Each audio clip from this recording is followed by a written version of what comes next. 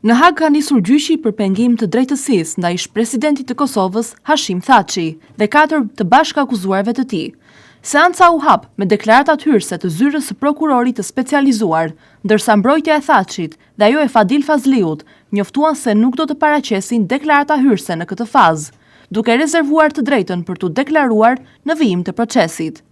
Thaçi, së bashku me Bashkim Smakaj, Isni Kilaj, Fadil Fazliu dhe Hajredin Kuçi u deklaruan sërish të pafajshëm para gjykatësit të vetëm të çështjes, Christopher Gosnell. I pyetur drejt për drejt nga gjykatësi, Thaçi u përgjigj shkurt, plotësisht i pafajshëm, duke mohuar çdo përgjegjësi penale për akt akuzën e dytë, që lidhet me pretendime për ndërhyrje në drejtësi dhe ndikim mbi dëshmitar. Më 29 nëntor 2024, gjykatësia e procedurës paraprake konfirmoi akt akuzën ndaj 5 të akuzuarve dhe më pas lëshoi 4 fletë arrestime dhe 1 fletë thirrje. Sipas akt akuzës të pandeurit, dyshohen për përpjekje të palishme për të ndikuar në dëshmitë e dëshmitarëve në gjykimin për krime lufte kundër Thaçit dhe ish e prorëve të tjerë të ushtrisë çmimtare të Kosovës, Kadri Veseli, Jakub Krasniqi dhe Recep Selimi, të cilët akuzohen për krime lufte dhe krime kundër njerëzimit. Gjykimi për këto akuza tashmë është përmbyllur dhe çështja ndodhet në dorën e trupit gjykues. Krye prokurorja Kimberly West, në fjalën e saj hyrëse, akuzoi Thaçin dhe të tjerët për përpjekje të drejtpërdrejta për të minuar funksionimin e gjykatës speciale dhe për të ndërhyrë në procesin gjyqësor. Thaçi akuzohet se në mënyrë të vazhdueshme ka ndërhyrë në dëshmitë e dëshmitarëve dhe ka shkelur rregullat për mbrojtjen e informacionit konfidencial.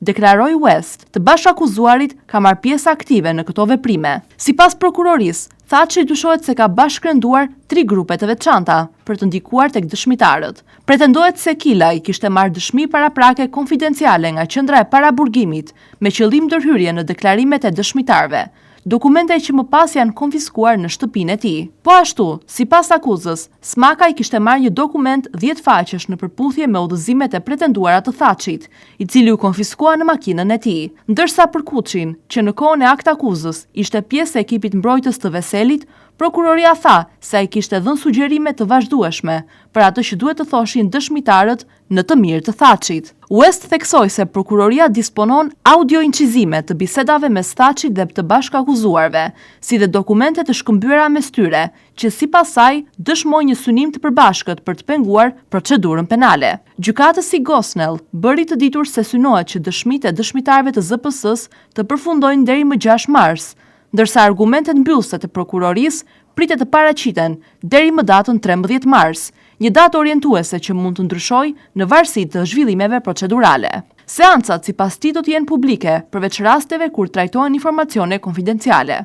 Rasti për pengim të drejtësisë hap një kapitull të ri në procesin gjyqësor ndaj shkrerëve të UÇK-s në Hag. Me deklarimet e pafajësisë nga të gjithë të akuzuarit, gjykimi pritet të përqendrohet në shqyrtimin e provave dhe dëgjimin e dëshmitarëve, ndërsa vëmendja publike mbetet e përqendruar te zhvillimet e radhës në Hag.